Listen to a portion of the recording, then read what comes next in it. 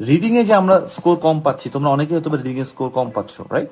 তো রিডিং এর স্কোর কম পাচ্ছ কারণটা কি? আমি তোমাদের একটা এক্সাম্পল, ছোট্ট একটা এক্সাম্পল, তখন তোমরা বুঝবা যে রিডিং এর ব্যাপারটা কি এবং how to solve reading this fast and quick.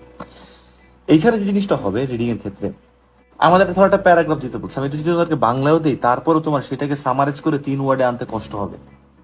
এর মানে কি? এর মানে ইংলিশটা ব্যাপার না এখানে। আইএলটিএস এ ভালো করা এক জিনিস, ইংলিশে ভালো করা আর এক জিনিস। ইংলিশে ভালো করতে হবে, আইএলটিএস এ ভালো করতে গেলে দ্যাটস ডিফারেন্ট, কিন্তু শুধু ইংলিশে ভালোটাই আইএলটিএস এ ভালো স্কোর দিবে নট নেসেসারি। সো রিডিং এর আমি যে জিনিসটা আমাদের হয় যে এই যে সামারিটা আমি করবো, সেই সামারাইজটা করবো রিডিং এ, বুঝতেছেন? সামারাইজ যে করতে হবে, এটা করার জন্য আমার যে জিনিসটা, যে পার্টটা ব্রেইনের কাজে লাগে, সেটাকে বলা হয় critical thinking, critical reasoning, analytical ability. ইংলিশে আমি পুরো বুঝে ফেললাম কি বলছে, আমার ইংলিশে কোনো প্রবলেম নাই, স্টিল আমি পারতেছি না, তার মানে কি ইংলিশটাই কি সবকিছু? আমি ইংলিশটা পারি, আমি ইংলিশটা জানি, বুঝলাম মানে কি বলছে, বাট আমি এখন করতে পারছি না। সো আমাকে যখন সামারাইজ করতে হবে, তখন আমাকে যেই পার্টটা ব্রেনের কাজ করে, that's called critical thinking, critical reasoning, বা যাই বলো না, কোনো অ্যানালিটিক্যাল অ্যাবিলিটির মধ্যে সবকিছু পড়ে। তাহলে এইটা আমাদেরকে ডেভেলপ করতে হবে। সো এটার সাথে ইংলিশে কোনো সম্পর্ক নাই, এটার সাথে ইংলিশে কোনো সম্পর্ক নাই।